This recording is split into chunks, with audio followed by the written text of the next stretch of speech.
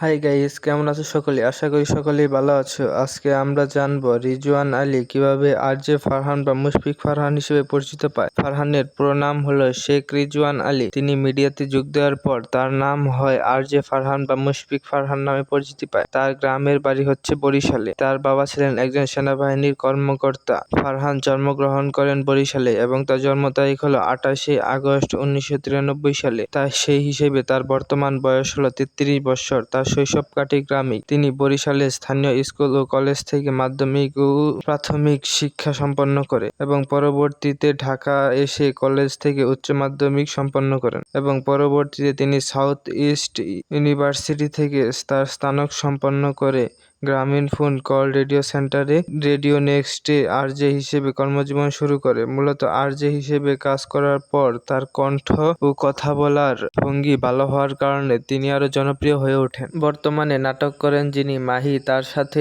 তিনি বিভিন্ন শো করতেন রেডিওতে। অভিনয়ে তার আসার গল্পটা একটু বেশ চমকপ্রদ।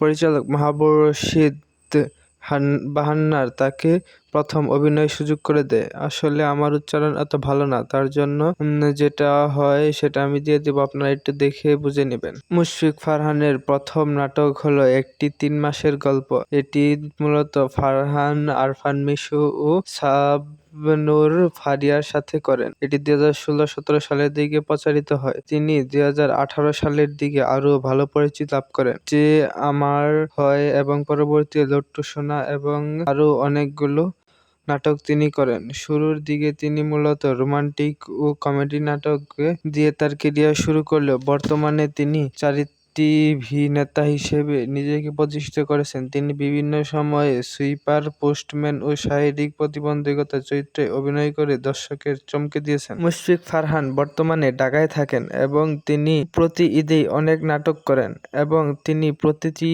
নাটকের জন্য প্রায় 1.5 লক্ষ টাকার কাছাকাছি এবং উপরে বা নিচে তার পারিশ্রমিক নিয়ে থাকেন। এই ঈদে তার কিছু নাটক এসেছে, যেমন মাইনকার চিপা, আনারকলি এবং হুট করে বিয়ে। এগুলোর ভিউ প্রায় 1 কোটির উপরে। তার প্রতিটি নাটকের ভিউ 1 কোটির উপরে হয়ে থাকে।